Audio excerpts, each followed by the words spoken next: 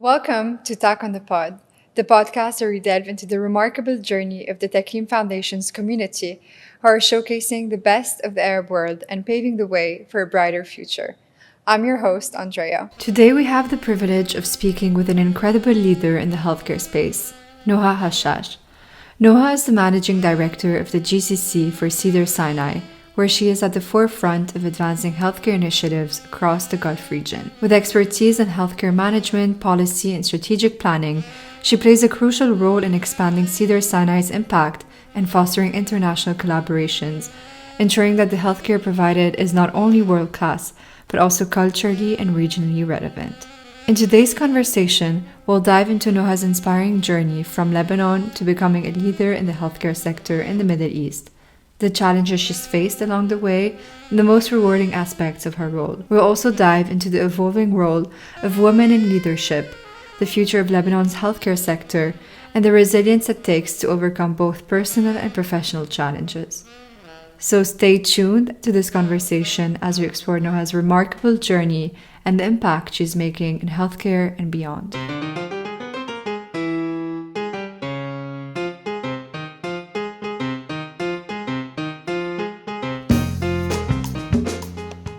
Noha, welcome to Talk on the Pod. Thank you. Thank you for being here with us today. It's a privilege to be here. I would love to start by asking you about your journey and what drew you into the field of medical and healthcare strategy. I had taken a more traditional role growing up. There was always this thought in my mind. I was exposed to healthcare, had a lot of doctors in the family, and that was really the path I wanted to take.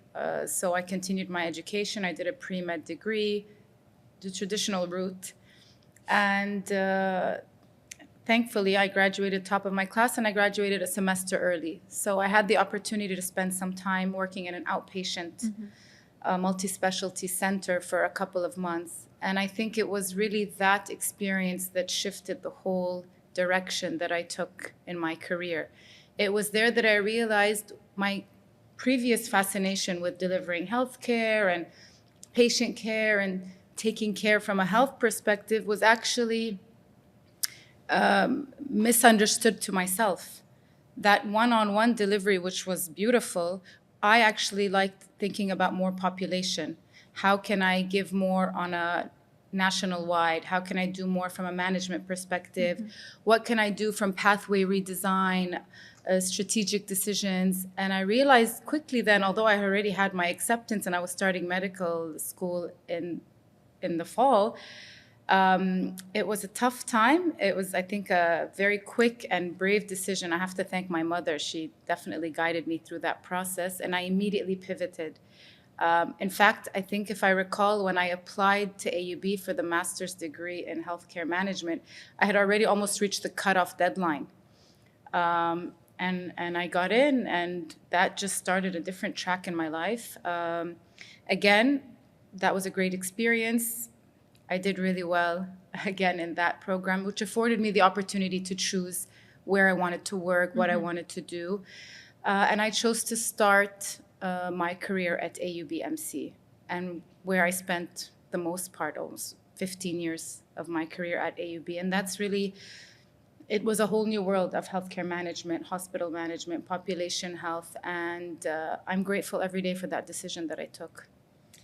How did your experiences growing up in Lebanon and then studying abroad at the University of British Columbia and then back home, coming back to AUB, shape your views on the healthcare industry and help you make the decisions that put you on the track where you are today? So, I did have the opportunity to live in several countries, whether it was growing up in California, then Saudi Arabia, Lebanon for the most part of, I think, my formative education years, and then university. I think what it did shed light on is that no healthcare system is ideal. Healthcare in general is complex, it's multidimensional, it has its benefits in certain systems and models, and its challenges just like everything else. So I think that the fact that I was exposed firsthand as a patient or as a community member to these different healthcare systems, it just gave me more of a worldly perspective. I think it better informed the way that I thought about things, the way I analyzed, the way I compared, tried to learn from and inspire some of the work that I do. And I think that becomes part and parcel of the way that you operate and work in your career, in your job. You're currently the executive director at Cedars-Sinai, based in Doha, Qatar. Can you tell us a bit more about the initiatives that you are leading, and what are some of the opportunities, but also challenges of working for an American institution, but based in the Middle East? You mentioned this aspect of healthcare system is different all over, and would you speak to the adaptation of this Western healthcare practices to fit into the local context? So I think having worked at AUB, which was already an academic health center that was very much modeled on the American sort of system, but obviously contextualized, had already given me that exposure. During those years that I worked at AUB, I traveled a lot to the US, attended a lot of conferences, collaborated with a lot of peers in the US, visited a lot of academic health centers. So I think I had already had almost that like exposure, that experience, the understanding. I'm very grateful for the work that I have with Cedars-Sinai. I've been with them just over a year. They're one of the top 3 hospitals in all of the US. And it's great to be able to marry between the success and the world-class care offered and contextualizing and bringing it to the region. So what I do specifically in my role is we have an affiliation in Qatar. We have other collaborations in the region, and I serve more as a bridge between knowledge transfer, programmatic development, sharing on experience, and always contextualizing to the region. So yes, a lot of it is probably specific to the US and the healthcare system there, which is very different from different countries, and even within our region, very different healthcare models. But it's the ability and the experience to be able to bring that and contextualize it locally, and continue to support hospitals that are striving to offer world-class care here in the region. Now, Cedars, for the longest time, has always attracted patients from the region going to Los Angeles to seek complex care, transplant, oncology, so many different specialties. So I think the presence in the region helps bridge that and foster those relationships with the partners and with the patients. Because healthcare is scary for people seeking care and needing support, and it's tough on families and on communities. So I think coming closer is always a positive. What are some practices that you feel have helped within the local context improve the healthcare system? And within the contextualization of those practices, what would you say are some local aspects that are also best practices that the American standard can also learn from? So I think, in terms of, let's say if we're talking about the delivery of care, so we live in an environment that is very culturally sensitive, maybe a little bit more conservative and traditional. When we go see a physician or a doctor, the whole family comes with us. When we go, someone's in the hospital, the waiting room is full. It's a very different environment. So I think, just recently we had a patient experience workshop where we had the leaders from Cedars in the region, and there was another conference in Abu Dhabi. And I think what was fascinating is seeing that dimension where, we're all speaking at the foundational level of a great patient experience and how to cater to the patient, but it's very different. And I think sometimes there's learnings from here to better optimize how we deliver and do care back in the US or in Europe or wherever different communities practice. You mentioned something very interesting about how the experience of healthcare in this side of the world is very communal and is very family oriented, and we want to take the opinions of every single family member before taking a decision. And in America, it tends to be very singular and individual. That empathy, that human touch, that community level, do you think it helps shift in a way a patient's experience, something maybe other hospitals could learn from? Embedded? Oh, definitely. Definitely. I think it shapes the way that the patient expects care, but it also shapes the way that the provider delivers care, because it's almost like a two-way education. So on the one hand, the provider is educating the patient on a condition or actually educating the patient and his whole family or her family on the condition and on the treatment plan. But it's also the patient educating the provider who was used to just studying the theoretical way of delivering medicine on how to communicate, the empathy, the interpersonal skills. I'm sure if you went and saw a physician here sharing bad news about a diagnosis, it's a very different experience than if you were anywhere else in the world. And I think that is something that we have developed. It's almost patient initiated, it's an expectation, and we are all the more better for it as well in the region. I think we have that sensitivity, that additional level of empathy and sensitivity. Yeah. What is the most rewarding aspect of the job? And can you share maybe a memorable experience or a project that you've worked on that has had significant impact on the healthcare system? So, I mean, I think I'm lucky. I've had quite a rich career thus far, and I think it's like loving all your children, right? So I think I have so many. I mean, I'm proud of a lot of milestones and achievements that were made. I think the joy of working in healthcare is just indescribable. Even if you're not directly the front-facing healthcare provider, I think working in systems where you're impacting patients, their care, their outcomes to the better, inshallah, to their families, I think that is rewarding in itself. I think what I enjoyed doing a lot, maybe if I pivot to there, what I really enjoyed doing was working with my peers, the doctors, to create multidisciplinary programs. So there was this traditional way of everybody just kind of works in their specialty.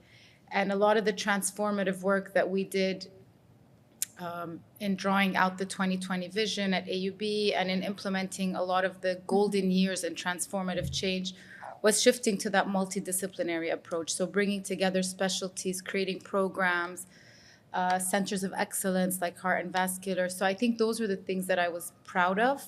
I think from a more socially impactful angle as well, launching telehealth very quickly during COVID was a challenging yet very rewarding experience. And part of my role at the time that I was at AUB, I also worked on campus with Dr. Shadi Saleh. We launched the Global Health Institute. And within that, we created one of the programs was the Refugee Health Program.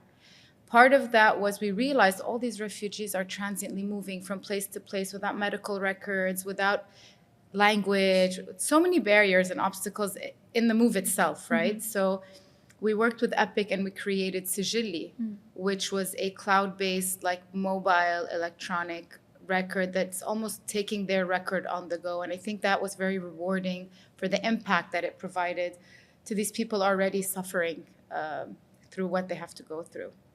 Do you think healthcare should be like a local experience, or do you believe there should be like a one global standard, especially speaking to the underprivileged, the refugees that may not have access to, government entities and paperwork and all of that? What do you think could be changed within the healthcare system to, at the end, think of the patient as, one humankind and have one output on a standardized basis? You're describing a utopia we would all very much like. I mean, I think in an ideal world, healthcare would be universal and offered to everyone with no challenges between socioeconomic status, rural or urban, or even health models where some are like socialist systems, some are private sector oriented, some so, I mean, we've seen them all, right? I think in an ideal world, it would just be available. But don't forget, we have shortage of healthcare providers. We have shortage of the challenges of delivering healthcare and access to healthcare. So I think right now to unify that globally is an ambitious meet. I wish one day we could. I think in parallel, what we need to do is to continuously improve and prioritize healthcare on any national agenda to offer it, because we do see disparities. We do see a lot of misfortune. We do see lives lost that could have been saved. So those things, they hurt. So we've seen them. And I think that's what we, working in healthcare, continuously strive to do. You mentioned the shortage of staff within the healthcare industry. Where do you think that shortage comes from, and how can we fill that lack? I mean, I think it's multifactorial. Many reasons. I'll name some. For example, financial difficulties to be able to afford to go to medical school or to nursing school or any healthcare provider or professional role. So financial definitely is challenging. I think it's a long, tiring process in education. People might, think twice. It's tough. It takes its toll on a person. And so you really have to have the drive and the ambition to go through it. I think probably in parts of the world like ours, some professions are also more gender oriented, and there's competing priorities, maybe like having a family and not being able to do on-call shifts. So I think there's a lot of that. I think what we continuously need to do is to inspire and educate from schools and drive people into those healthcare professions, bring professionals to, mentor and inspire them to continue. But definitely financial challenges are also very, very apparent. I mean, it's not an easy goal. With the way the technology world is headed, and being in an American institution that probably stays up to date with all those advancements, do you see technology and now, big advancements in intelligence helping with the shortage and helping bridge the gap? Of course, I think the explosion of technology and AI and everything that is happening in the last few years, although some might find it scary, I think it's also timely. We have to find ways and innovate and advance and be able to offer and democratize healthcare across larger populations. I mean, it's no secret. My sister, Dr. Noha Hachach, has also created a platform to support on expanding access to safe surgery. Does that replace the healthcare profession? No. That actually provides a tool and a platform to be able to scale and expand for the areas where there are shortages to provide patients with the best care each and every time, as she says. So I think, and like hers, there are many innovations and technologies around the world that are, doing that to support, maybe help, mitigate the gaps a little bit. Enhance, not replace. No, definitely enhance. Given the current challenging situation in Lebanon, with multiple crises pushing many people to seek security and stability by working for companies abroad, you chose to stay based in Lebanon, working for an international company. Could you share the reasons and behind these decisions, the factors that influence your choice to remain committed to your home country? I think people laugh at me when I tell them Lebanon is in my veins. Although I was privileged, I got the opportunity to live in different countries. I have a foreign passport. I could easily pick up and leave. But for me, the happiness that I get out of living in our country is really priceless. And don't get me wrong, those challenges that you've described, those are not just challenges on a countrywide scale. Those are challenges even in the smallest detail of like our day-to-day lives. After the economic crisis, my husband had to leave the country, work abroad, and I'm raising our kids here just the same way. If I think back to my childhood when my father was living in Saudi Arabia and my mother was raising us here. So this cycle continues. So I think definitely there are challenges. I have to work and travel, and sometimes I leave 10 days at a time. But the beauty of raising your children in your country, close to your family, your extended family. We say this a lot here. We have friends that are like family. And just to get that cultural and historic experience, I think that shapes them in their future. It builds certain character traits and personality traits that takes them very far in their life. The grit, the strength, the resilience. And despite everything and all that we're going through, we have an excellent education system. We have world-renowned healthcare providers. So, if we want to look at the glass half full, there are beautiful things to find in Lebanon. I myself am one of 4 girls. We're a very, very tight-knit family. And 3 of my sisters, my 3 sisters don't live here. They work and live abroad. So I almost, thankfully, it's my choice to be able to be the one to stay here and stay behind with my family, who basically are my support system when I need to travel and go work abroad and attend conferences to help me raise my children while my husband works abroad. So I think there's a beauty and a support system and a network that we get here that you could not find if you lived abroad. And they get to experience their nation, which is, a privilege for them versus others that don't.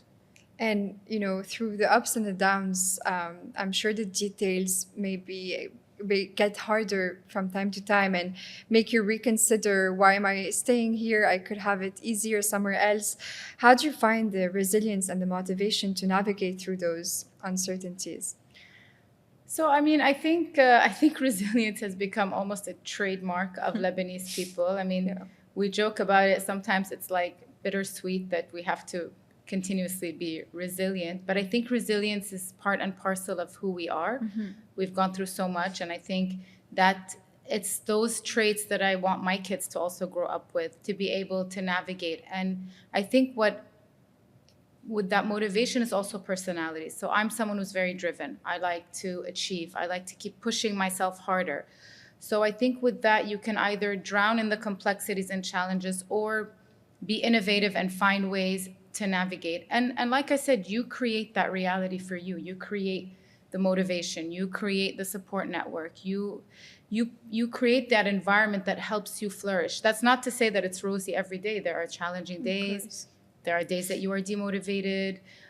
There are days that you question, should I have made a different decision? But I think with that, self-care is very important, to disconnect and unwind, reflect, and then come back to your reality stronger.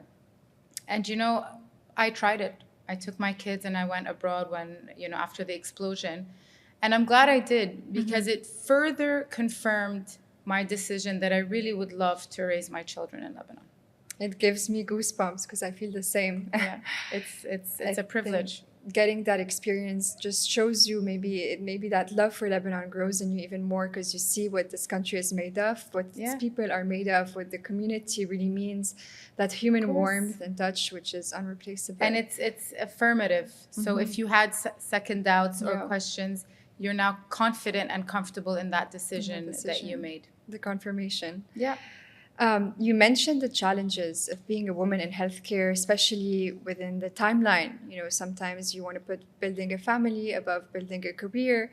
But I would love to hear your thought about female leadership in healthcare specifically.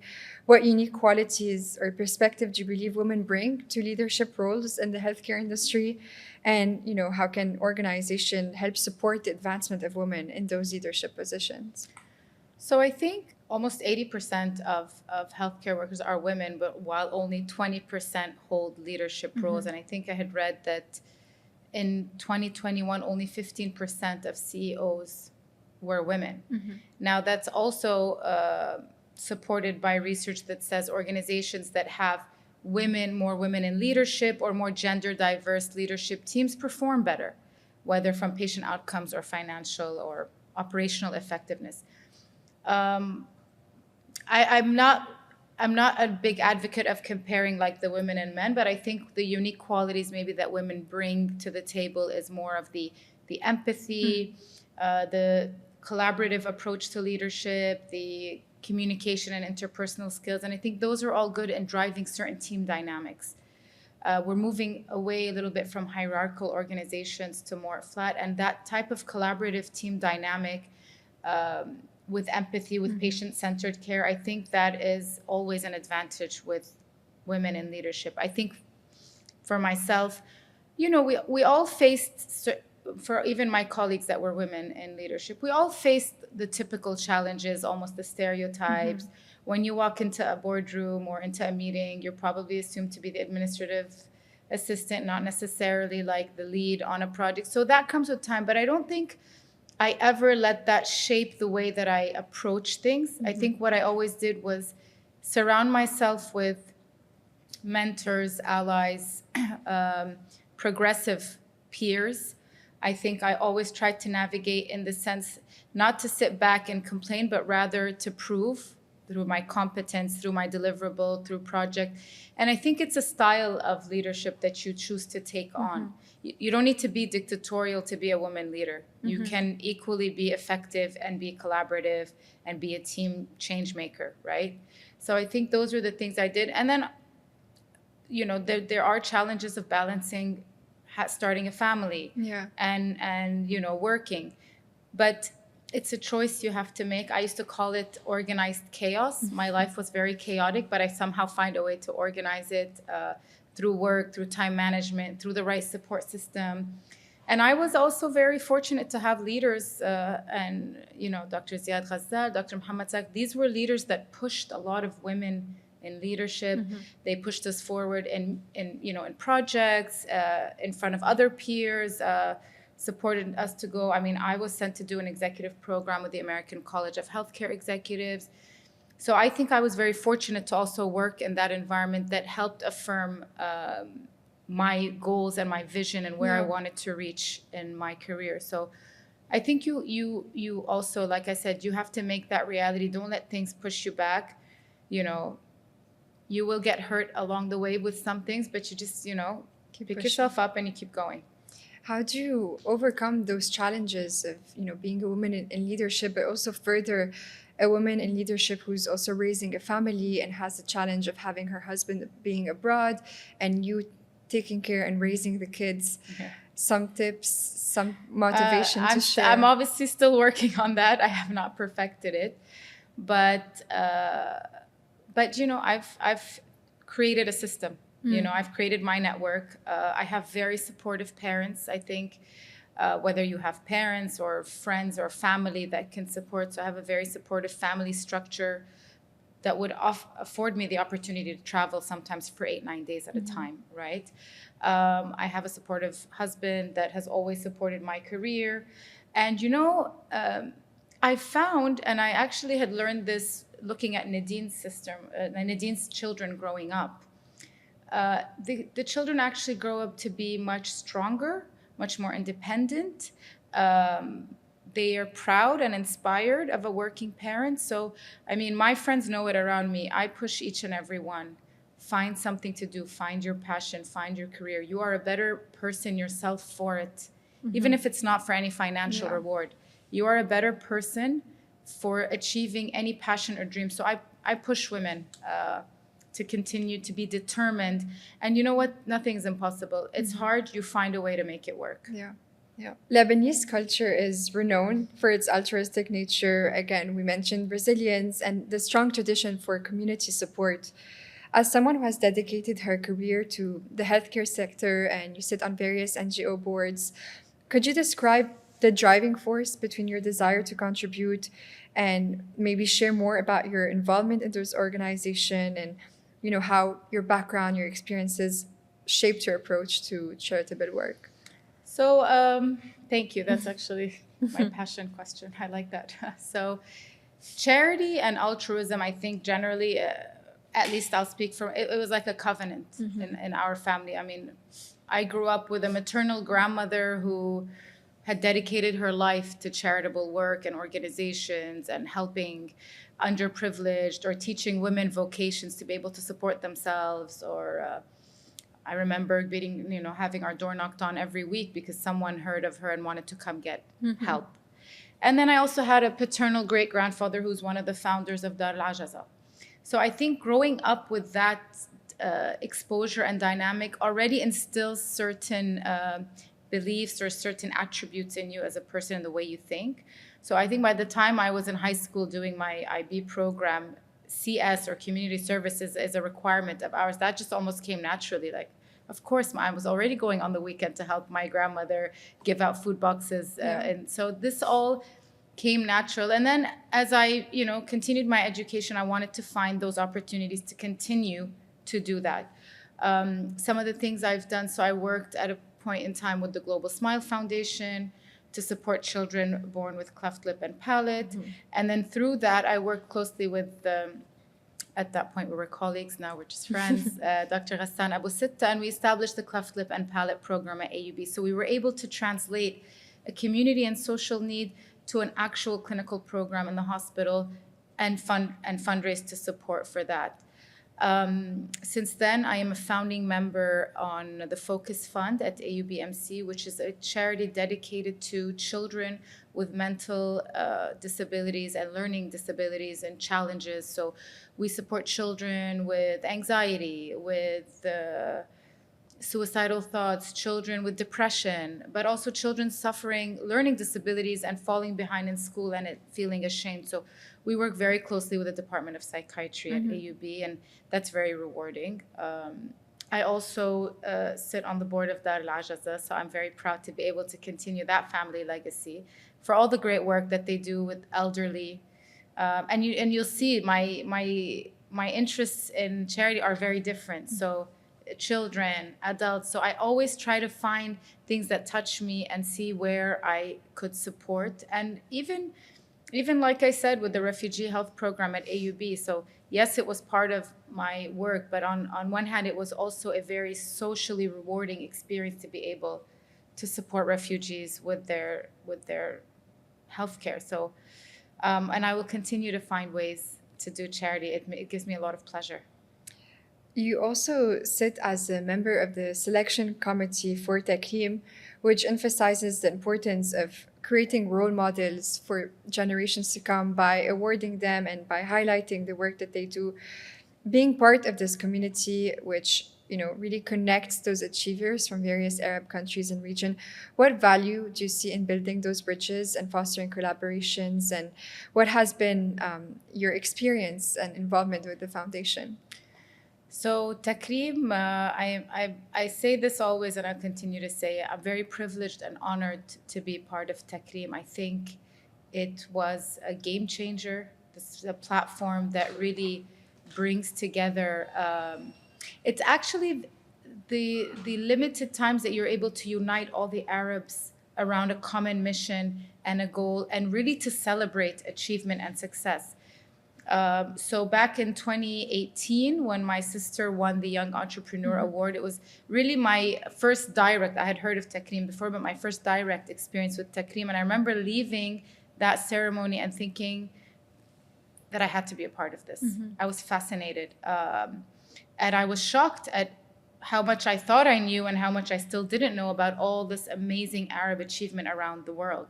So, Ricardo and I spoke, and I joined the selection committee, only then to realize that as much as I thought I was, well-read and exposed to all the great Arab achievement, sitting on the selection committee was like the opening of Pandora's box. Wow. I would see that we would get the request to review nominees for certain awards. So I sat on the selection for 2 different categories, and you'd have 50 nominees, all brilliant, and having to learn their history, their upbringing, what are the challenges and the obstacles that they faced, how they overcame them. It's inspiring to read them. It's very challenging to select your top 3, and then debating with colleagues on the committee about all the different. So I think going through that experience further confirmed to me what TAKREEM really does. I think what TAKREEM does is it provides social cohesion. It unites Arabs in a position to provide more global competitiveness, global influence. I think those are key areas. But more importantly, what it does is it also reaffirms, reminds, and inspires others that are struggling to try to make it, that want to achieve, and inspires the young generation to see, look, there are others and great achievement. So I think, unfortunately, many have had to leave their countries to achieve whatever they've achieved abroad, but bringing it all back to the region, celebrating it back in our region, and uniting is really fantastic. And I think what it has allowed also is collaboration between these different achievers to create more interdisciplinary collaboration within the region. By creating those networks and communities. The networks and the communities. Yeah. And hopefully this is what we aim to do with the podcast as well, and bring those messages to much larger audiences. Of course. I would love to ask if you could share more about the process of reviewing those profiles of nominees, and anything that you've learned that you wish you knew earlier, or message you'd like to share from the experience of going through so many profilers of high achievers? Honestly, I think what it did teach me is, when the first batch, so this was probably the first year that we were reviewing, I probably went through it in a methodical way, with the criteria and the certain, and really, I mean, I'm telling you, it was Pandora's box. I was reading profiles and successful achievements that fascinated me. In fact, some that I had heard of as an outcome, but I didn't really realize that it was from someone Arab. So it was almost the other way around. I think going through them at first methodically, but then taking the time to step back, I think the value of having the committee sitting together, debating, sometimes we'd actually have to get on more than one meeting because we couldn't all agree because they were that excellent. And I think the selection committee process provided me a different perspective. It allowed me to also factor in hardship and challenge and the ability to overcome those obstacles, and moreover, impact. I think, assessing impact of these achievements or these products or these inventions or achievements was very, very important. So I look forward to this exercise every year. I think it's a very rewarding experience, and I almost wish we could showcase all of them. Yeah. Like every time I think we're gonna have to choose the top 3 to select one, but if there was a way where we could showcase all of this brilliant talent. Any trends or patterns that you notice in those achievers that originate from the Arab world and vice versa?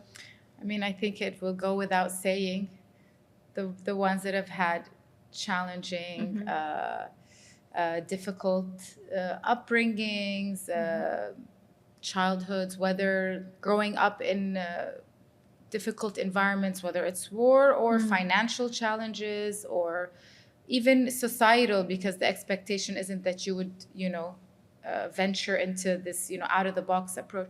So I think those that have developed that grit and that drive and they're passionate, and definitely reading through all the profiles, they never gave up.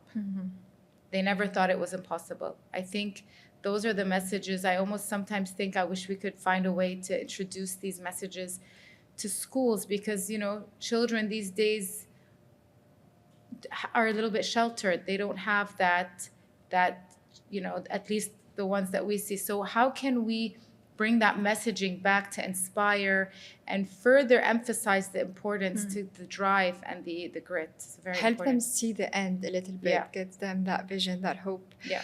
As an inspiration to younger generations, what message would you like to convey, specifically maybe to Lebanese talent abroad who are contemplating returning to Lebanon to contribute effectively to build up their home country? How do you encourage also other professionals, especially women, who are passionate, more specifically within the healthcare sector, to really go through the challenges and go through the practicalities of being a woman in healthcare, and what message would you like to share? I mean, I think if I were to extract it from my own experience, I think what I would push women interested in healthcare is to pursue first a strong foundational education. Educate yourself, learn. I mean, these days it wasn't as much when I was studying, but through online courses, through webinars, through whatever, educate, expose yourself. And I think what I would say, I mean, I had challenges to get to where I was today. Stay steadfast and stay determined in what you want to achieve. Surround yourself with people that think like you, that support you, that will help you through your journey. You don't take this journey alone. You take it with your family, with your friends, with your peers. So I think, and to come back to Lebanon, I'm sure it's apprehensive for many people, but really, wherever you live and whatever environment you're going to work in, you're going to have challenges. Yeah. So it's really about perspective. I always, I say this all the time. It's about the perspective that you design for yourself. You can either continuously look at the negative or look at the positive, find opportunity, always find opportunity, and leverage those opportunities and the support that you have to be able to achieve. It's not easy. It can be demotivating, but I do believe that you have to have that ability and the drive to continue to push through it. Looking ahead, what is your vision for the future of maybe Lebanon or the region's healthcare sector, bringing it back to how we opened the conversation, and particularly in terms of attracting and retaining talent? How do you believe this collective efforts of people, you know, choosing to return and contribute to the overall growth and improvement of the healthcare sector in the country may help? So, I mean, it wasn't long ago when, we had gone through some golden years here. I think I had referred back to the 2020 vision at AUB MC when over 200 healthcare professionals came back from the US. Wow. And we were offering world-class care, cutting-edge research. I think we had numerous firsts and onlys in the region, and I'm sure the same existed for other countries in the region.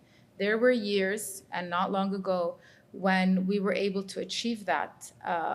And we had people coming here for experts and for expertise in healthcare. So I would hope and I would envision that that cycle will come back and we will be able to retain. And even many that left after the explosion and after the economic crisis have chosen To come back. Wow. I was just at the AUB graduation a couple of days ago, and there's a large exodus of these medical students going to pursue their graduate and postgraduate and their continuous education and fellowship. So one would also hope and aspire that they would come back, if not to Lebanon, to the region. I think what we need to continue to do is to create the right, if not on a nationwide, at least on an institution-wide, create those environments that are welcoming for our talent to come back. Because I know the same exists for other countries in the region where we hear when we travel and go to these conferences abroad, or we hear about some prize winner in the US, or a breakthrough research that came out. Often those are also people from this region. So how can we create those environments to bring them back? Encourage them to have this level of infrastructure And that they create can. that linkage. And if not now, how do we create those linkages through stronger networks? Yeah. So that, we can at least benefit from them even while they're abroad. So I think it's really bridging all of those gaps together. I do hope and envision them, because it wasn't that long ago. So I do hope and envision that we will be able to repeat that cycle soon. I hope so too. I would love Noha to end with some rapid fire round questions. You could answer in a word or a sentence. Can you share a memorable experience that made you proud to be Lebanese? Honestly, I don't think there's one, but I think when I started traveling a lot for work and going to the US, and every time that they would hear, oh, you're Lebanese, oh, you're, from the region. I think the way it almost like they appreciated what you brought. And I think that gave me perspective that, as Lebanese, we've done well abroad. I'm proud for all the achievements that our peers have achieved. And so multiple times I would go, and honestly, I would be very proud to see, and I would meet other successful Lebanese, or I would meet people that had trained Lebanese graduates of ours with them, and they said those were the best in my class and best in my team. So those are all the times that I would feel proud and boast a little bit when I was abroad. What is your favorite place in Lebanon to recharge and unwind outside of work? Depends on the season.